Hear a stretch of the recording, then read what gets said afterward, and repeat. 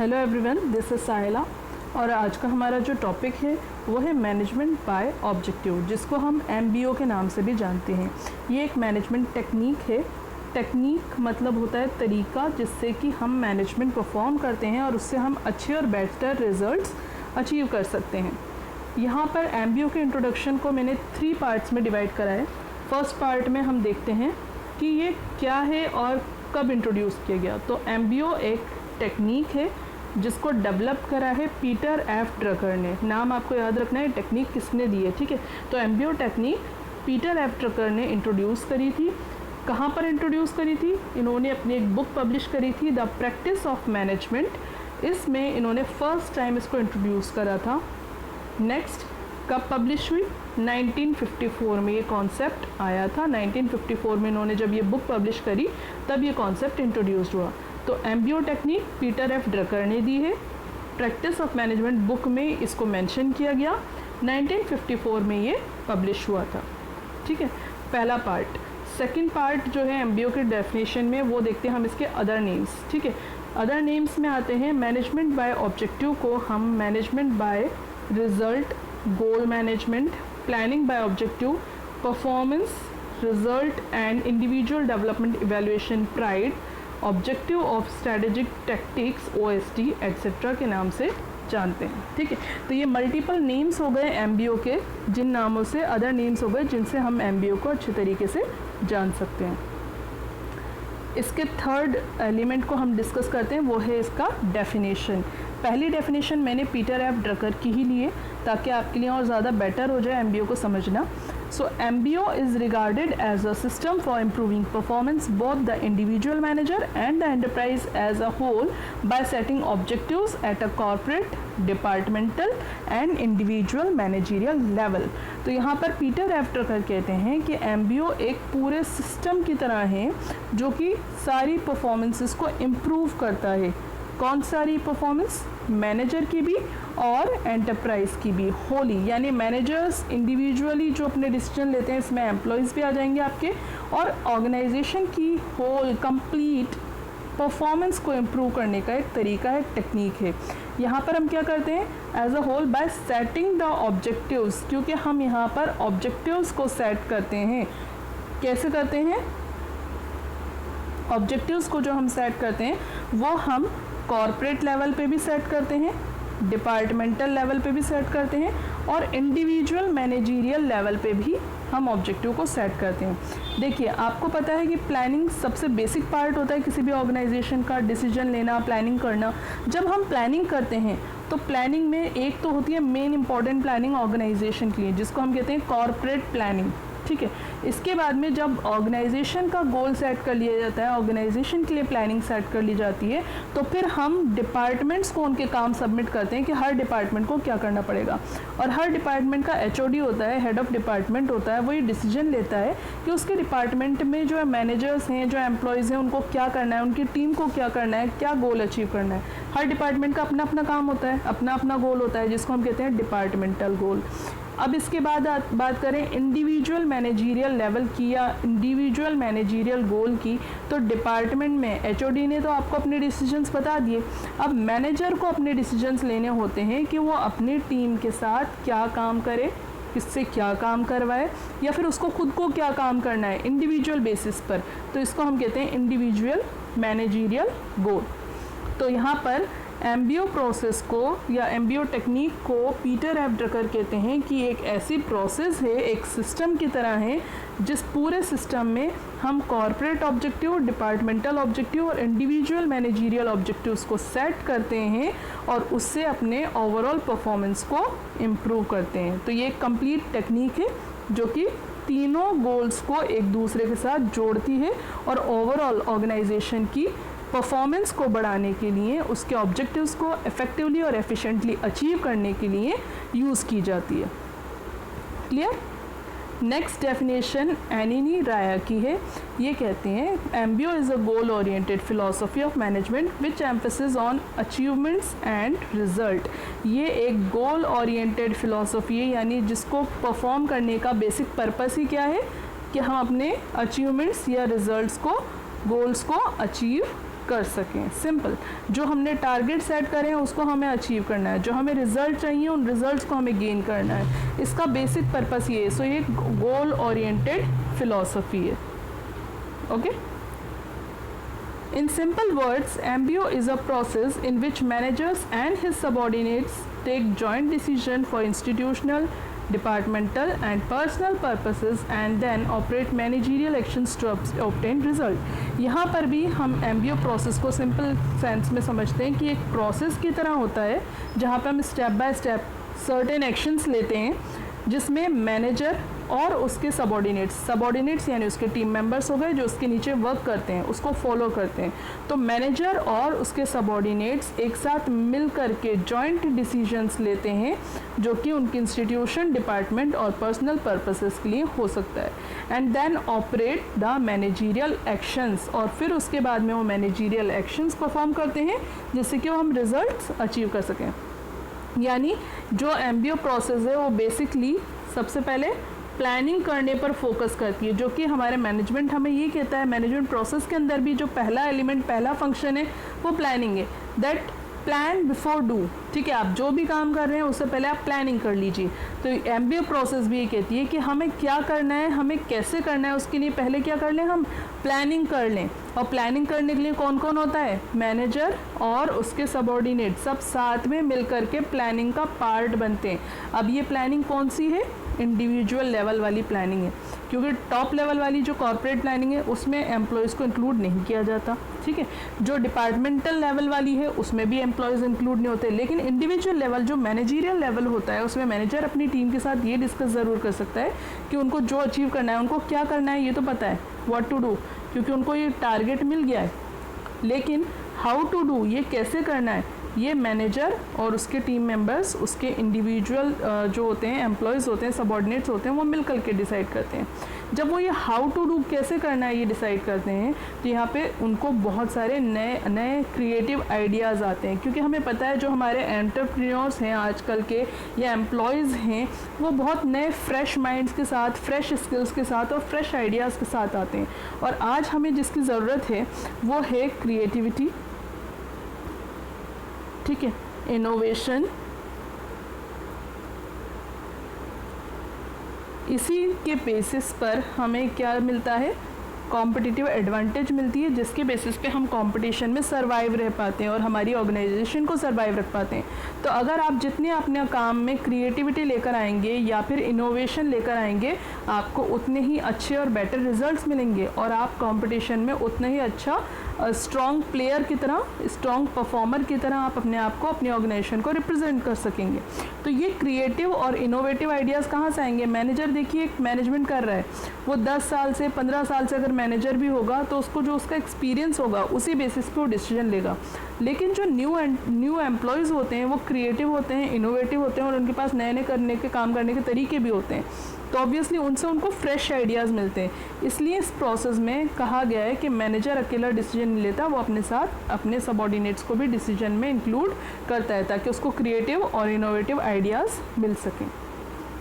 सो MBO एक ऐसी process है जिसमें मैनेजर और सबॉर्डिनेट एक साथ जॉइंट डिसीजन ले रहे हैं अपने पर्सनल पर्पसेस के लिए। तो यहाँ पे सबसे पहले ये क्या करते हैं, प्लानिंग करते हैं एंड देन उस मैनेजीरियल एक्शन को ये इम्प्लीमेंट करते हैं, ऑपरेट करते हैं ताकि वो अपने रिजल्ट्स को या गोल्स को अचीव कर सकें। ओके, इसको और ज़्यादा बेटर तरीके से समझाने के लिए मैंने MBO प्रोसेस का एक चार्ट भी बनाया है जिसके 6 स्टेप्स हैं। ये स्टेप्स में सबसे पहले है आपका डिफाइन ऑर्गेनाइजेशनल गोल। सबसे पहले टॉप लेवल का काम होता है, वो क्या करता है, ऑर्गेनाइजेशनल गोल को डिफाइन करता है कि हमें एक्चुअली करना क्या है, व्हाट टू डू, ठीक है, जो कि हमारी प्लानिंग के फॉर्म में हम सेटअप कर देते हैं। ये कॉर्पोरेट प्लानिंग का पार्ट हो गया, व्हाट टू डू। जब ये डिसाइड हो जाता है, ऑर्गेनाइजेशन गोल डिफाइन हो जाता है सही तरीके से, तो वो डिपार्टमेंट्स में डिस्ट्रीब्यूट कर दिया जाता है कि आपको क्या क्या काम करना है। जब डिपार्टमेंट्स में डिस्ट्रीब्यूट हो जाता है तो यहाँ पर सेकंड स्टेप आता है और ये सेकंड स्टेप ही MBO प्रोसेस का सबसे इम्पॉर्टेंट स्टेप है मैं कहूँगी, क्योंकि इसमें होता है डिफाइन एम्प्लॉयज़ गोल। ऊपर वालों ने, टॉप लेवल ने अपना काम कर लिया कि क्या करना है आपको, अब हमें क्या करना है और कैसे करना है वो यहाँ पर सेकंड स्टेप में डिसाइड होता है। जब हम क्या करते हैं, ऑर्गेनाइजेशन गोल के हिसाब से एम्प्लॉयज़ के गोल को सेट करते हैं।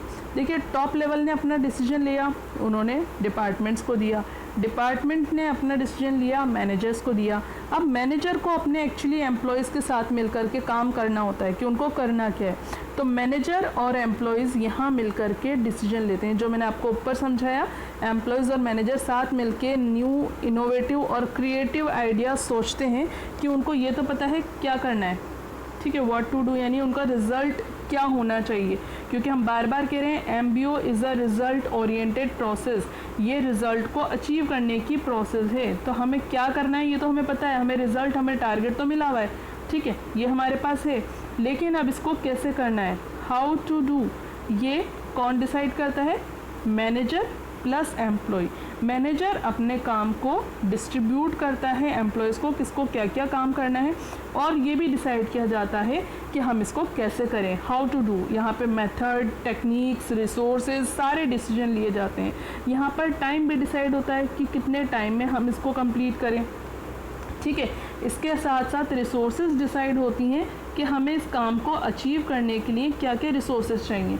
जैसे कि आपने एम्प्लॉय को कुछ काम दिया, तो यहाँ पर आपको ये तो पता है व्हाट टू डू है, उसे एम्प्लॉय को क्या करना है, लेकिन हाउ टू डू वो कैसे करेगा, ये मैनेजर और एम्प्लॉयज़ आपस में मिलकर डिसीजंस लेते हैं कि वो कौन से मेथड्स या टेक्निक को यूज़ करें, टाइम पीरियड, इस काम को करने में टाइम कितना लगेगा, एंड द रिसोर्सेज रिक्वायर्ड, उसको ये काम करने के लिए किन किन रिसोर्सेज की रिक्वायरमेंट है। वो बजट हो सकता है, आपका मनी हो सकता है, कोई असेट्स हो सकती हैं, कोई मैं कहूँ कोई और मशीन्स या टेक्नोलॉजी हो सकती है जिसको उसको रिक्वायरमेंट हो अपना काम कंप्लीट करने के लिए।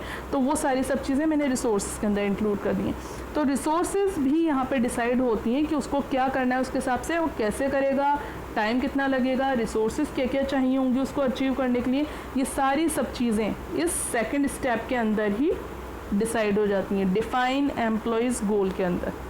ओके, तो पहली चीज़ हमने ऑर्गेनाइजेशन का गोल अचीव कर लिया, डिफाइन कर लिया, सॉरी। इसके बाद में डिफाइन एम्प्लॉयज़ गोल, मैनेजर और सबऑर्डिनेट मिलकर के डिसाइड करते हैं किस किस एम्प्लॉय का क्या क्या गोल होगा, वो कैसे अचीव करेगा, क्या क्या रिसोर्सेज चाहिए होंगी, कितना टाइम चाहिए होगा। अच्छा, अब यहाँ पे देखिए, जब यहाँ पर मैनेजर और सबऑर्डिनेट दोनों मिलके डिसाइड करते हैं कि उनको क्या करना है, कैसे करना है, तो एक चीज़ फिक्स हो जाती है, वो होता है कमिटमेंट, ठीक है।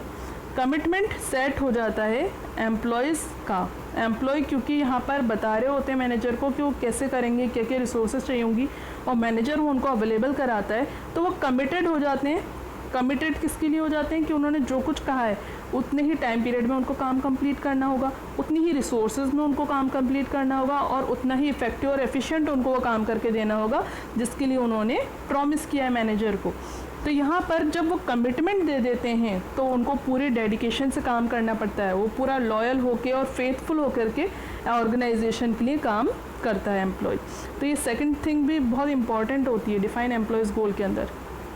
ओके, तो ये 2 स्टेप हो गई हमारी। अब थर्ड स्टेप पर आते हैं, continuous monitoring performance and progress. Second step में हमने ये देख लिया कि मैनेजर एम्प्लॉय को उसकी रिक्वायरमेंट के हिसाब से सारी टाइम, रिसोर्सेज, हर चीज़ अवेलेबल करा रहा है। अब ऐसा नहीं है कि वो बिल्कुल फ्री हो जाएगा, उसने एम्प्लॉय को रिक्वायरमेंट के हिसाब से सारे रिसोर्सेज दिए, तो उसको कंटिन्यूसली मॉनिटर करना भी ज़रूरी है कि एम्प्लॉय जो है वो उस कमिटमेंट के हिसाब से काम कर रहा है या नहीं कर रहा, उसकी परफॉर्मेंस कैसी आ रही है, वो जो काम कर रहा है उसमें प्रोग्रेस हो रही है या नहीं हो रही, उसको अगर कोई दिक्कत आ रही है, कोई परेशानी आ रही है, तो उसका रीज़न क्या है। हो सकता है जो हमने चूज़ करा वो गलत डिसीजन है या फिर गलत तरीके से इम्प्लीमेंट हो रहा है, तो उसके लिए मैनेजर का सुपरविज़न और कंटिन्यूस मॉनिटरिंग बहुत ज़रूरी होती है, जो कि आपकी कंट्रोलिंग प्रोसेस के अंदर भी होती है। कंट्रोलिंग प्रोसेस एक्चुअली यहाँ पर इम्प्लीमेंट हो रही होती है, ठीक है। तो continuous monitoring performance and progress, ये स्टेप थर्ड स्टेप के अंदर इसको इम्प्लीमेंट किया जाता है। नेक्स्ट है हमारा परफॉर्मेंस इवैल्यूएशन। अब जब मैनेजर ने टाइम टू टाइम सुपरवाइज कर लिया, ऑब्जर्व कर लिया, टाइम कंप्लीट हो गया, अब क्या करते हैं, रिजल्ट का दिन आ गया। अब आपका टाइम पीरियड कंप्लीट हो गया, अब आपकी परफॉर्मेंस को इवैल्यूएट किया जाता है कि एम्प्लॉयज़ ने, मैनेजर्स ने, सभी लोगों ने जिन जिनको जो जो रिस्पॉन्सिबिलिटीज़ दी गई थी, जो जो गोल्स अचीव करना थे, क्या उन्होंने अचीव करे, नहीं करे, अच्छे करे, बुरे करे, क्या करा, वो सारा रिजल्ट रिपोर्ट कार्ड यहाँ पे बनता है। परफॉर्मेंस का इवैल्यूएशन होता है।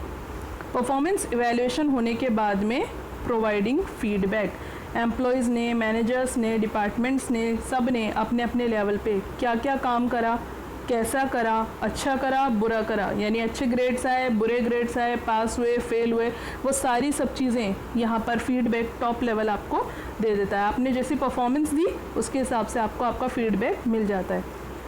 फीडबैक मिलने के बाद आती है बारी परफॉर्मेंस अप्रेजल की। ये एम्प्लॉयज़ के लिए बहुत इम्पॉर्टेंट और सबसे ज़्यादा वेटिंग करने वाली चीज़ होती है, मैं कहूँगी, क्योंकि आप साल भर काम करते हो। साल भर काम करने के बाद में किस चीज़ का इंतज़ार होता है कि अब नया साल जो स्टार्ट होगा, नया अकाउंटिंग ईयर जो स्टार्ट होगा, उसमें हमारा परफॉर्मेंस अप्रेजल क्या होगा। परफॉर्मेंस अप्रेजल का मतलब होता है आपकी जो परफॉर्मेंस होती है, आपने जैसा काम करा उसके हिसाब से कंपनी या टॉप लेवल आपको अप्रेज करता है, अप्रिशिएट करता है। वो अप्रिशिएशन किसी भी फॉर्म में हो सकता है, मॉनेटरी फॉर्म में भी और नॉन मॉनेटरी फॉर्म में भी। जैसे कि आप देखिए, हर साल आपकी सैलरी में इंक्रीमेंट होता है, ठीक है, हर साल सैलरी में इंक्रीमेंट होता है, ठीक है। उस इंक्रीमेंट को हम कैसे भी कह सकते हैं, 5% हमारी सैलरी बढ़ी, या 10% या 15%, कितना भी इंक्रीमेंट हो सकता है।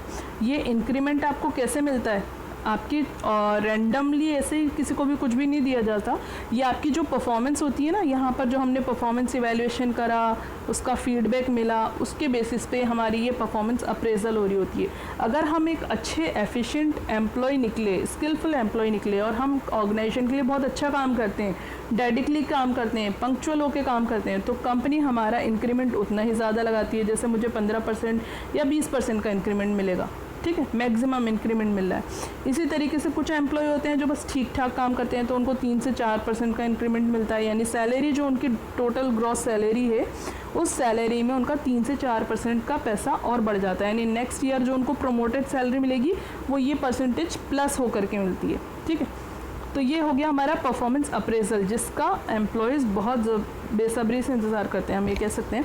तो ये उनको परफॉर्मेंस अप्रेजल किसके बेसिस पे मिलता है, जो उन्होंने गोल्स अचीव करे और जिस तरीके से अचीव करे उसके बेसिस पे उनका परफॉर्मेंस अप्रेजल होता है। यहाँ पर ये प्रोसेस कंप्लीट हो जाती है। अब हम बात करते हैं एमबीओ प्रोसेस कैसी है, कंटिन्यूस प्रोसेस है। तो जैसे एक गोल अकम्प्लिश हुआ, दूसरा फिर से शुरू हो जाता है। अगेन ऑर्गेनाइजेशन के लिए गोल डिफाइन किया जाता है, अगेन एम्प्लॉयज़ का गोल सेट किया जाता है, उसकी मॉनिटरिंग करते हैं, चेक करते रहते हैं, इवैल्यूएट करते हैं, फीडबैक देते हैं और फिर एम्प्लॉयज़ को परफॉर्मेंस अप्रेजल मिल जाता है। एंड देन अगेन, तो ये प्रोसेस एमबीओ प्रोसेस है। एमबीओ प्रोसेस कंटिन्यूसली होती है, इसलिए कंटिन्यूस चलती रहती है हर साल, हर अकाउंटिंग पीरियड के लिए, या प्रोजेक्ट वाइज भी हो सकती है, रिपीट होती रहती है। ये ओवरऑल हमारी एमबीओ प्रोसेस है। इस प्रोसेस से आपको समझ में आ गया होगा कि एक्चुअली एमबीओ होता क्या है। ये एक कॉम्बिनेशन है जहाँ पर मैनेजर प्लस सबऑर्डिनेट्स दोनों मिलकर के बेसिकली गोल को कैसे अचीव करें, इसके लिए डिसीजन भी लेते हैं और अपने प्लान को इम्प्लीमेंट भी करते हैं। एमबीओ मैनेजमेंट बाय ऑब्जेक्टिव, हम वो मैनेजमेंट करेंगे, मैनेजमेंट कौन कर रहा है, मैनेजर, वो मैनेजमेंट करेंगे जिससे कि हमारा ऑब्जेक्टिव गोल अचीव हो सके। इसके लिए मैनेजर सबऑर्डिनेट की, अपने एम्प्लॉयज़ की भी हेल्प लेता है। तो ये एक सिंपल सी प्रोसेस हो गई। एमबीओ एक ऐसी प्रोसेस है जहाँ पे मैनेजमेंट ऑब्जेक्टिव को फोकस करते हुए किया जाता है और उसके लिए डिसीजन मैनेजर ही लेता है, लेकिन सबऑर्डिनेट को भी इंक्लूड करता है, जो अभी तक कभी भी नहीं होता था।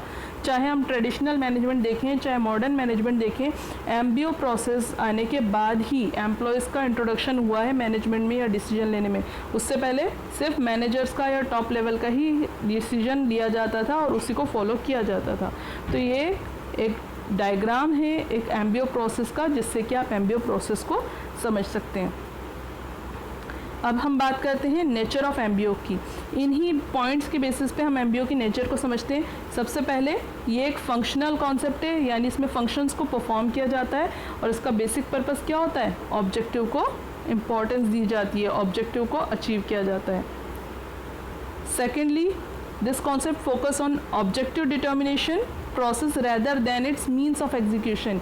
ये जो टेक्निक है, ये कॉन्सेप्ट जो है, ये ऑब्जेक्टिव को अचीव करने पर, उसको फिक्स करने पर, क्या करना है, कैसे करना है, इस पर क्या करना है और वो अचीव हो जाए, इस चीज़ पर फोकस करता है, ना कि इस चीज़ पर कि कैसे एग्जीक्यूट किया जा रहा है, क्योंकि एग्जीक्यूशन कैसे करना है ये मैनेजर और सबऑर्डिनेट डिसाइड करते हैं, लेकिन क्या करना है वो टॉप लेवल डिसाइड करता है. तो this concept focus on objective determination, ये ऑब्जेक्टिव को डिटरमाइन करने पर फोकस करता है, ना कि इस पर कि कैसे एग्जीक्यूट किया जाए, ये तो मैनेजर और सबऑर्डिनेट डिसाइड करेंगे. Third, it is a result oriented ideology. Simple सी बात है, ये पूरा कॉन्सेप्ट, ये पूरी टेक्निक जो है रिजल्ट के अचीव करने पर ही बेस्ड है, उसी पर फोकस करती है, तो ये रिजल्ट ओरिएंटेड आइडियोलॉजी है. Fourth, this ideology is based on the view of participation. ये एम्प्लॉयज़ के पार्टिसिपेशन के ऊपर भी बेस्ड है, जो कि ये अज्यूम करती है, ये मानती है कि पीपल्स आर सेल्फ डायरेक्टेड. जो पीपल्स होते हैं, लोग होते हैं, वो सेल्फ डायरेक्टेड होते हैं, और अगर आप उनको डिसीजन लेने का मौका दें तो वो खुद बाय देम सेल्फ वो अच्छे और बेटर डिसीजंस ले सकते हैं, और ना सिर्फ डिसीजंस ले सकते हैं, उन डिसीजंस को एग्जीक्यूट भी कर सकते हैं, आपको अच्छे रिजल्ट भी दे सकते हैं. तो यानी आप अपने एम्प्लॉयज़ को अगर मौका दें डिसीजन लेने का, तो आपको बहुत अच्छे रिजल्ट्स दे सकते हैं. तो ये नेचर ऑफ एम्बियो कंप्लीट हो गया है आपका. अब कल जो हम नेक्स्ट वीडियो लेंगे उसमें हम एडवांटेजेस या फिर मेरिट्स ऑफ एम्बियो और डीमेरिट्स ऑफ एम्बियो को इंक्लूड करेंगे. आज यहीं तक. आई होप आपको समझ में आ गया होगा. अगर नहीं आया, कुछ भी पॉइंट्स में कन्फ्यूजन है तो मुझे कमेंट ज़रूर करिए. ओके.